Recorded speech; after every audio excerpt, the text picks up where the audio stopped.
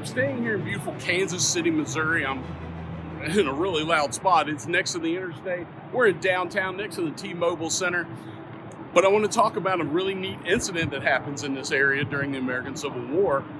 It's a tragic incident, but it's something we don't come across very often. Very near here at 1425 Grand Avenue, during the Civil War, a tragedy occurs that ends up intensifying the fierce hatred that was already here in this border area. You got to remember, this area of Kansas and Missouri have been fighting since 1854. So any little thing can set them off even more. What had happened was there's a Union prison here. And that prison is housing relatives of Confederate guerrillas. This one happened to be housing women. The building is very weak. The women even describe that when the wind blows, the whole thing sways. And it's just a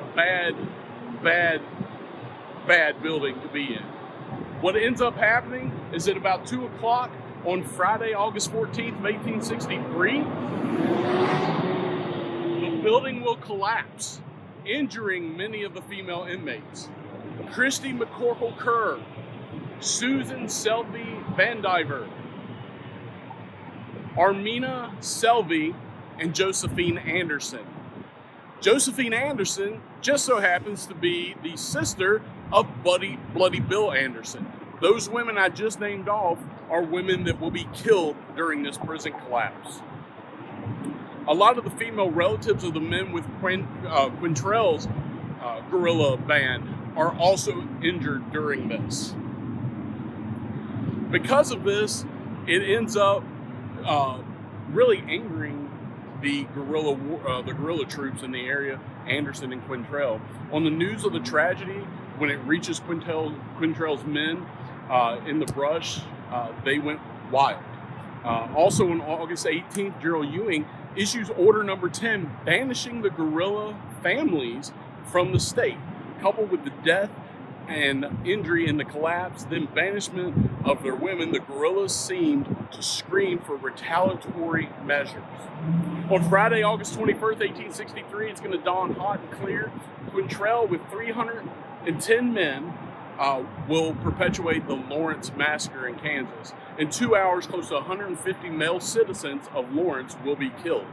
Several only young boys. Not only Lawrence women, not one Lawrence woman was injured during that incident, but 185 buildings were destroyed, 80 widows and 250 orphans were left crying in the dusty streets.